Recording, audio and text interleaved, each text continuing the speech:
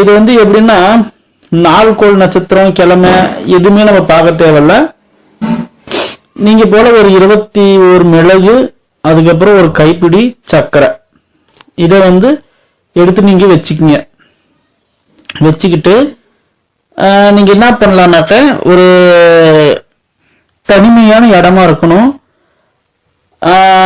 யாருக்கும் வந்து இது தெரியக்கூடாது. இந்த மாதிரி செய்யறேன் பண்றேன், இன்னொருக்கு வந்து இந்த மாதிரி பண்ணிக்கிட்டு இருக்கிறது யாருக்கும் தெரியக்கூடாது. கொஞ்சம் தனிமையா யாருக்கும் தெரியாத மாதிரி கொஞ்சம் சீக்கிரட்டா பண்ணிக்கிங்க.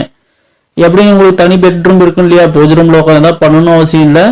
பெட்ரூம்ல இருந்து நீங்க பண்ணலாம்.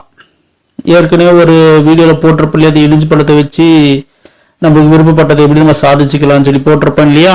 அதே போல பெட்ரூம்ல தானே பண்ணிக்கலாம். கொஞ்சம் நம்ம மனசுக்கு வந்து நம்ம நேர்மையா நடந்துக்கணும்.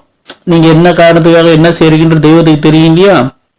அதனால தெய்வத்துக்கு நம்ம கட்டுப்பட்டு நம்ம மனசு வந்து கரெக்டா இருக்கணும். அந்த பெண்